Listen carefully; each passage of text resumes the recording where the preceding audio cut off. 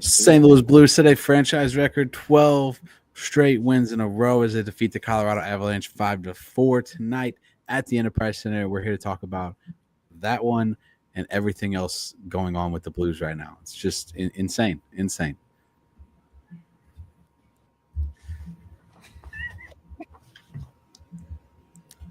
Yeah, 12 in a row, or 12 straight wins for the St. Louis Blues as they defeat the Colorado Avalanche for the second time in a week. I don't even know what to. I mean, they jumped out on the Avalanche quick tonight. 4-0. 4-0. I mean, it was 2-0 before you know it, and next thing you know, it's 4-0 as we're halfway through the second period. Buchnevich gets another one early in the second as well.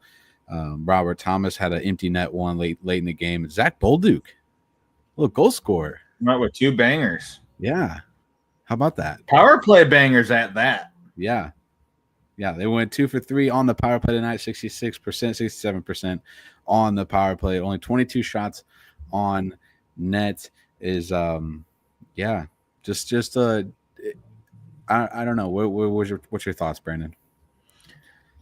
This game I thought was, it ultimately came out to being kind of close.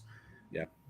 In the third period, but the way that this whole game shaped out to being didn't seem like it was going to be very close at all. So whenever St. Louis jumped out to a 4-0 lead, like halfway through the second period, I'm looking at TV going, what the heck is going on right now? Because everybody thought going into this game it was going to be, after playing Colorado last week on Saturday and having a 2-1 victory over them, I figured they were going to want to come into St. Louis tonight and just try to take it at us. Yeah. And it seemed like, they got a lot more shots on goal, but it seemed like St. Louis was just trying to bombard them. And they did for the first little while, and they did a very good job of entrapping them. But right. I was not expecting to see this kind of game and how they jumped out on them. And I was happy to see it. Yeah, and you talk about there's 3 penalties on the night for St. Louis. That was one of our keys to a Blues win tonight. Is staying disciplined against the Avalanche team. And they only had 6 penalty minutes on the night, and then they killed all 3 of the penalties, which is always a good thing. Colorado did outshoot the Blues 39-22. Yes, tonight. Outshot in every period but the second, I think is what it was. No, they outshot them, and they outshot the whole game. Game. 17-12, Colorado win the first, 8-4 in the second, 14-6 in the third period for the Avalanche. Again, this is another one of those things. You look at the stats of this game. Colorado wins this game. Pretty much. You just look at the stats. If you look at the stats, don't even look at the score. You didn't watch the game. Colorado wins this game. 28 hits. This is the first time the Blues have been out hit in a couple of games. As well. 28 hits for the Avalanche, 21 for the Blues. Big one, at least for me, is 16 giveaways by the Avalanche. And a lot of those were we're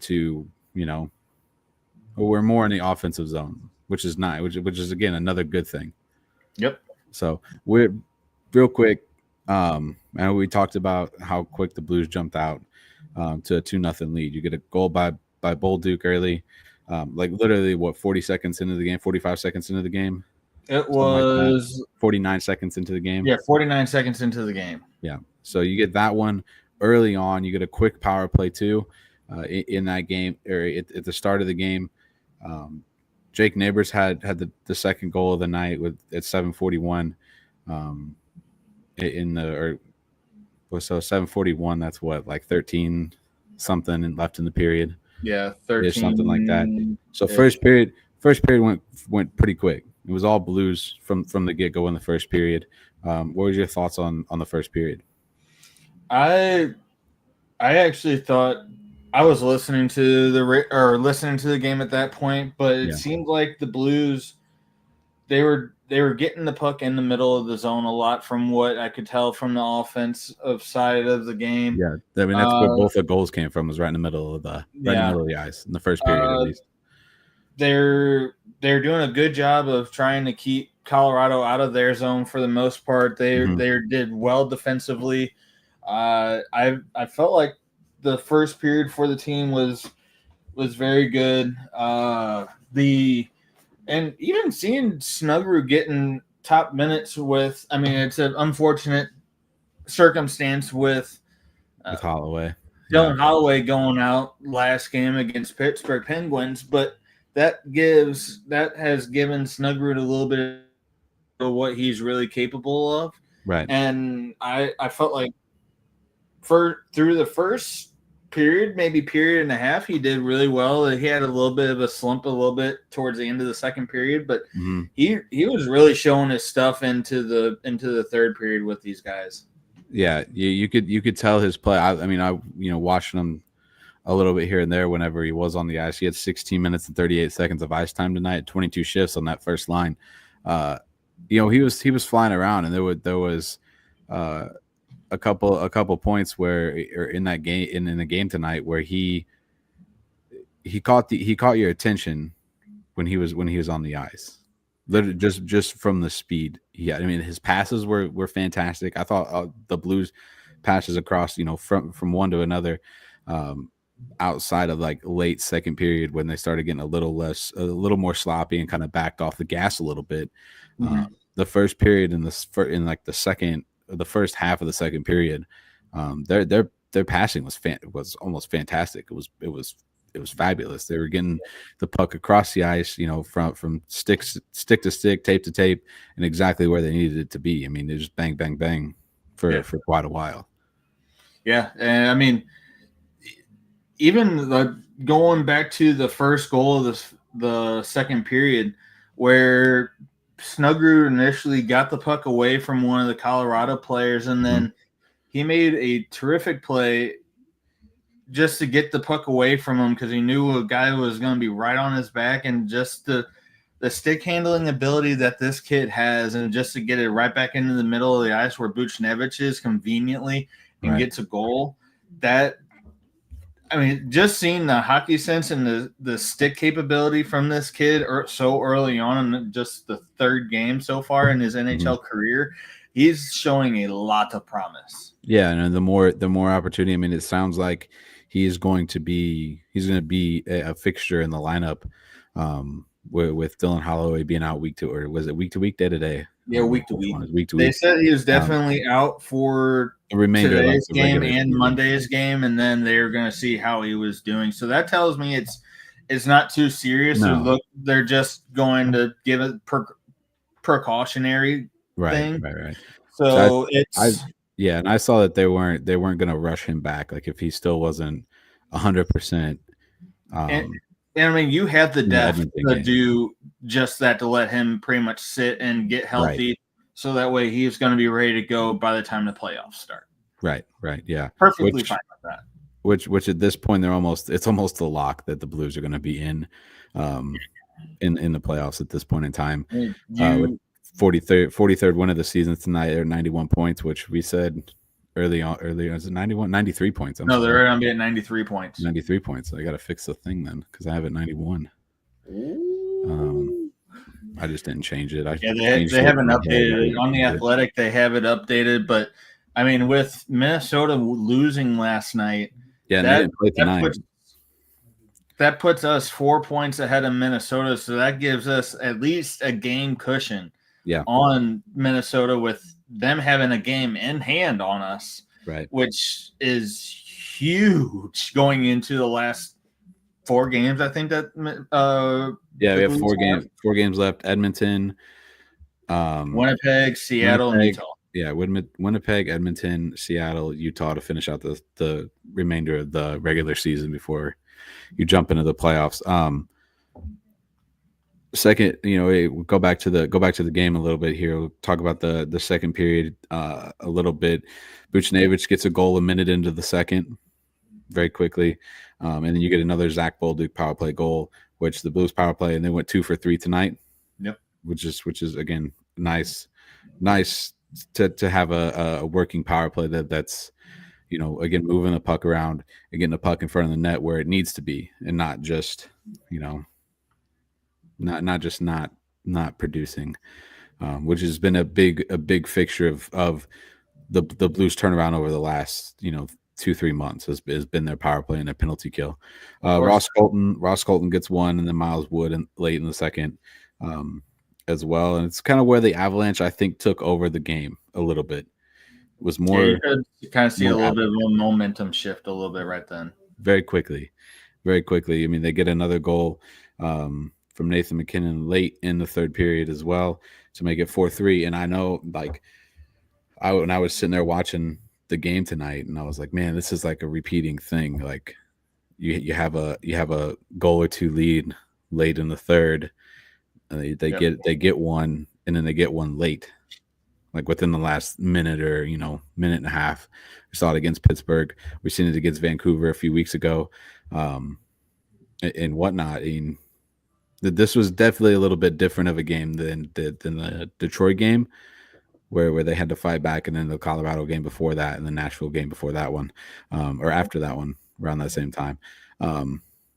Even in that Colorado game last week, we never fell behind. We got the first goal, and then McKinnon got the goal directly after, and then we scored the goal halfway through the third, I believe it was. But yeah, I mean they've won all these games, all 12 games, in a different fashion than another. There's not really been a game that has been similar to another, aside from maybe the first few where they had monstrous leads on the people on the teams that they've played against.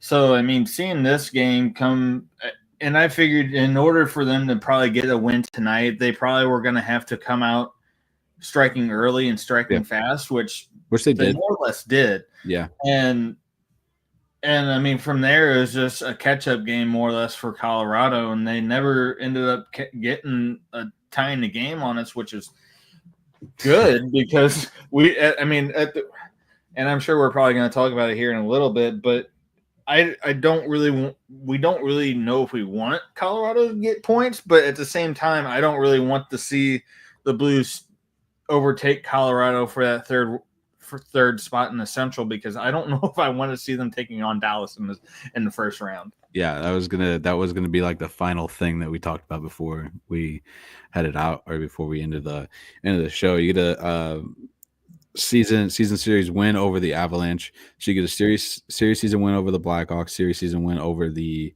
Predators. I think Minnesota. I think we did 2-1 or 2. It might have been 2-2 because I think we played them 4 times. Did we play them 4 times? I'm gonna check. Because we haven't played Minnesota in a little while. It's been. That was one of the teams that we played them. We played them in this stretch of games. Oh yeah, earlier in March. Yeah, earlier in March. Yeah, March 15th, 5-1 win. Because I think that was one of the few games that originally started the whole. Oh, it lost the series. This is the first time the Blues have beat Minnesota this year. Oh, well, yeah, because they didn't play them really until whenever we first got Montgomery, and then whenever we had Bannister still. Yeah, October 15th, November 19th, and then January 7th, and then March 15th was the last time they faced each other. But hey, I mean, you're looking at series wins that they weren't getting last year. I mean, divisional opponents that you're taking series from, which is huge. Yeah, I don't remember what the stat was, or like when it ended. It might have been, I don't know, there was something about divisional wins and whatnot, in that the Blues were 3-8-1 or 3-9-1 against divisional opponents up until I want to say it was February. Like up into February. I'd have to dive back into it and really see. But after that certain point, they were 9-1-1 against teams in the Central Division, which doesn't surprise me. I mean, their only loss has been to Dallas. I mean, you beat Minnesota in Minnesota. You've beaten Nashville. You beat Chicago. You beat Nashville. You beat Nashville 3 times in a week. Colorado twice in a week. Yep. You know, those are big wins to get them back to where they are and back in the playoffs. Mm-hmm. Oh, definitely. Yeah, and I mean, too, they I mean, just in seeing how they've been going against guys in the West with the differentials, especially whenever we talked, I think earlier this month about how it was with me and James. It wasn't this past Sunday, but it was the Sunday before that. It was like we saw everybody in the playoff or wild card race was more or less in like a negative. Yeah. Goals for, goals against differential aside from the Blues. And I think the Blues were just outside of the playoff picture at that point. And look at them now. They're in the top wild card spot and with less than a week left in the season. Yeah, so they're at a plus. They're 241 on the 241 goals for, 221 against, which puts them at plus 20 on the season. Minnesota, who's in that second wild card spot, is minus 13 or negative 13 in the goal differential, which like you said, that's a big indicator of how well this team is performing. They have now they played two more games than Edmonton, but they have one less win right now than Edmonton, but they have the same amount of points. They have the same goal differential, plus 20. Yep. As the Edmonton Oilers. Which is crazy to me. Really, at this point, that this is even. I mean, I don't want to throw shades of this bad boy again, right here, but it's looking that way. That thing, right there, but it's looking that way. But I mean, there's a lot of. I mean, with having as many games as we have left, the other teams that are kind of coming down the stretch too, things could possibly change up a little bit in our favor with being in the first wild card spot. I don't know if you've looked at much in the Pacific since I have a few days ago, but the LA Kings are looking a little grim. The LA Kings are 1 point behind the Vegas Golden Knights for the Pacific title right now. And if I do not recall, we've won the season series against the LA Kings. Yeah, because we played them like what, 2 times and three times in a matter of like 10 days, and we took all 3. No, we lost 1. Yeah, we lost 1. One. I apologize for that. We did lose the 1 in LA, because we played them twice in LA, like went to LA and then Anaheim and then back to LA. Yeah, something in that order. So yeah, we finish up with that way. Well, first off, give me your player of the game for tonight's game. I got to give it to Bennington. I mean, he kept these guys in the game with as many shots that Colorado put on St. Louis. I got to give it to Bennington. I mean, he played lights out. He stood on his head for this team to get the win. And I mean, you got so many guys putting in their contributions where they need to, and Bennington did that and then some. I would say.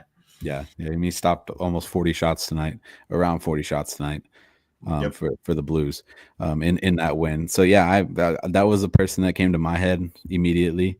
Was Jordan Bennington, who's been fabulous since the Four Nations face-off. Anyways, so it's hard not to have him there. But I mean, for me, I want to say Zach Bolduc. I mean, the guy had a heck of a game. Him and Snuggerud, both of them. I know Snuggerud only got an assist on the night, but you can't forget Robert Thomas either. 3 assists, 1 goal, 4 points on the night too. That's tough to do. Yeah, and if they said a stat, I think before the game started, that if he would have gotten 5 assists tonight, that he would have been one of a few Blues to do that,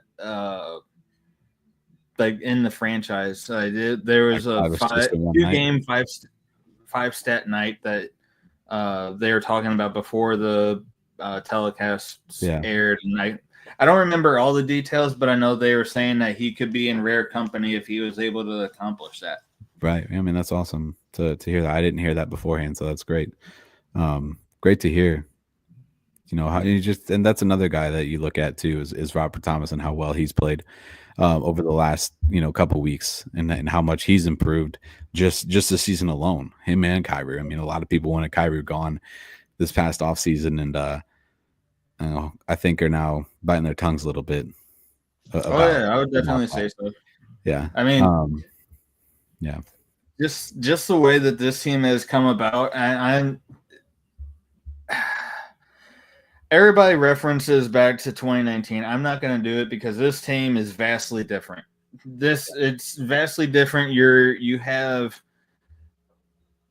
so much more, I would think, developing talent on this team compared to what you did back in 2018, 2019, that I would almost think this team is a little bit better than the 2018, 2019 team. Just from what you're seeing on the ice alone, and you have developing talent which is coming into their own almost at the right point, and it's just going right for them at the right time, and it's going to be crazy to see what happens once the playoffs start. Yeah. So speaking of the playoffs, and we'll keep it on the shorter note, that way you guys can talk about it a little bit more in depth Of course. On the Blues Note show tomorrow night, if it's still we're still doing happening and whatnot. Let me go back to it really quick. So right now the Blues sit in the first wild card spot in the West at 93 points. They would currently play the Vegas Golden Knights in round one of the playoff. If the season ended tonight was the last game of the season, you're playing, I believe, as long as it would be Vegas. Scores. Vegas is up 2-0 on the Flames right now, which you can't. I mean, either way, I look at it as a win for the Blues, regardless of what happens in that game, because Calgary wouldn't be able to catch the Blues, and if they did win it, and they would have to pull out a just unstoppable, pretty much, run for the remaining of their season in order to get it. But even then, the remaining schedule for the Calgary Flames isn't the easiest. I mean, I think, let me see. I think they got, who do they have left? They have the Sharks on Monday, Ducks on Wednesday, Wild Friday, Sharks Sunday, Knights Tuesday, Kings end up the season on the following Thursday. So, I mean, they have a little bit of an easier season. I thought it was a little bit more difficult than that, but I would think they would almost have to win out in order to even do anything remotely close of catching Minnesota or St. Louis. Yeah, and I think, I mean, there's a possibility that they could catch Minnesota because they do play Minnesota, which will, that's a big point difference there. If they were able to get 2 points from the Wild. But again, where would you rather this team end up in that first round of the playoffs? Because like I said, right now they'd play the Vegas Golden Knights. Yep. But teams are only 1 point right now. Probably be 3 by the end of the night, unless the Flames come back on the Golden Knights. Yep. I would almost look to try to test the Pacific a little bit. I mean, I know, or we both know, how their track record is going against teams on the West side whenever we're in the playoffs. For me, just kind of looking at how things are shaping up, especially with how Colorado and Dallas are coming into the remaining of this season, I would almost want to take the route in the Pacific, see how they do, and then after Winnipeg or Colorado or Dallas have to go through a few series against each other, then face against one of those. Yeah, because who knows? Any one of those teams, including the Blues, hopefully not, could be beaten up by that point, and a series could be totally different. Yeah. I mean, if you look at to me, I would agree. I think going that route is the better thing, which is the way it looks. I don't imagine they're going to catch Colorado for the third spot in the Central. I don't know if they did. I wouldn't want them to. I don't know if you want that spot, to be honest, because you're going to have to play Dallas in round 1, and then you're going to have to play, you'd either have to play, you'd have to play Colorado or Winnipeg or Vegas. Or Dallas. No, you'd play Minnesota or Winnipeg. I'm sorry. Yeah, Minnesota or Winnipeg in the second round. Yeah. So I don't know. I think I agree. I'd rather go the Pacific route. It's, changes things up a little bit. You're pulling yourself out of having to play those Central Division teams, even though they've been beating. They've handled them pretty well over the last several months. They've also handled the Pacific guys, the Pacific teams, a little bit outside of maybe Vegas. Yeah, and I mean they did have their little ups and downs against Edmonton right after we got back from the Four Nations break, if I'm not mistaken, and we ended up losing to them in overtime. But I mean, still, that game was relatively close, if I remember correctly. Yeah, it wasn't often. And again, we'll get a nice little preview of that one this coming week too. Is they go to Winnipeg on Tuesday? They play Monday or Tuesday? They play Monday, I believe, against Winnipeg, and then I believe it's Edmonton after that on Wednesday. Yeah. So they get Monday at Winnipeg, Wednesday at Seattle, and then they're off till Saturday. Yep. They're at Seattle, and then final game at home against Utah. And one thing that we haven't talked about. Could this team win 16 straight games? I'm not going there yet. We got. I mean, don't get me wrong. I think it's a possibility, especially if they keep this style of play up. But I don't want to think about it until we actually have to talk about it. I don't want to jinx them. I don't want to do any kind of anything of it. But one thing, because I talked about it in a short that I did yesterday. Yeah. This is 12 wins in a row for this team, something we haven't done. This is the first time this has happened for the Blues. It's the longest streak in the NHL this season. And tonight was the 11th consecutive win at home for the St. Louis Blues. And that is also something the Blues have never done. I'd say that's another franchise record right there. Well, they did it. They broke it the other night against Pittsburgh. Yes. Just added to it tonight. Correct. Against Colorado. Yeah, so I mean, just all those alone. I mean, this team has figured out something, and a lot of it I'm going to put due to Jim Montgomery coming into town and really shaping this team the way it is, and just the way that this team has kind of come into their own as a group. I feel like that is something that we really have to divulge for this team, is that the moves that Armstrong has made through the course of this season is why the Blues are where they are at right now. Absolutely. I 100% agree with the offer sheets to Broberg and Holloway. Bringing in Cam Fowler just seemed to be the right time for a move like that too. And, I don't want to be thankful. I mean, I'm glad Torrey Krug's going to be okay. And in the long run, if he does get to come back and play for the Blues again, I really do think that makes them even better once Torrey Krug is able to come back, because he'll be 100%. He'll be ready to go, and not trying to play with a lingering issue, which would be nice. Oh, of course. But I mean, also too, you got to think about, especially with that being such a unknown thing for, especially with that type of surgery, and that's a surgery that not many players have really come back from. I mean, having the depth that you have now, you can kind of play around with it once he comes back. Good. And just to see what kind of happens. But I mean, yes, I'm going to be happy that he is going to be coming back and that everything is going to be hopefully good with his prior injuries and everything, that everything will be squared away. But it'll be something interesting for the team to figure out. But all that will be talked about and more tomorrow night, more or less, hopefully. There you go. Make sure you check out Blues Note Show tomorrow night here on STL Sports. We're gonna get out of here. It's been a late one here. So if you tuned in with us, we appreciate it. And thanks for watching. and make sure you subscribe here to STL Sports for all your St. Louis sports needs and coverage. My name is Brandon. That's Brandon, and we'll catch you on the next episode. See ya.